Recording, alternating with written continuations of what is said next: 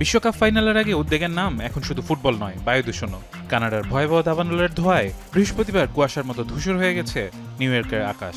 জারি করা হয়েছে এয়ার কোয়ালিটি অ্যালার্ট। আর ঠিক এমন সময় রবিবার নিউ জার্সিতে বসতে যাচ্ছে ফুটবল বিশ্বের সবচেয়ে বড় লড়াই, আর্জেন্টিনা বনাম স্পেনের বিশ্বকাপ ফাইনাল। ৮২,০০০-এর বেশি দর্শককে স্বাগত জানাতে প্রস্তুত স্টেডিয়াম। শেষ মুহূর্তে টিকিটের দাম পৌঁছেছে কয়েক হাজার থেকে প্রায় $৩০,০০০ পর্যন্ত।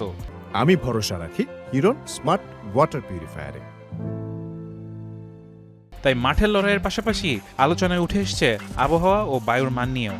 তবে আবহাওয়াবিদদের আশা, শনিবারের বৃষ্টি ধোঁয়া ও দূষণের মাত্রা কমিয়ে স্বস্তি ফিরিয়ে আনতে পারে। ফাইনালে ওঠার পথে দুর্দান্ত ফুটবল খেলেছে দুই দলই।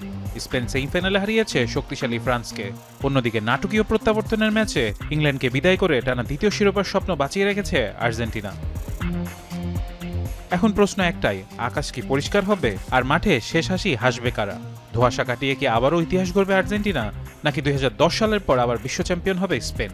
সেই উত্তর মিলবে রবিবারের মহারণে। ফারহান ইহসান, এখন।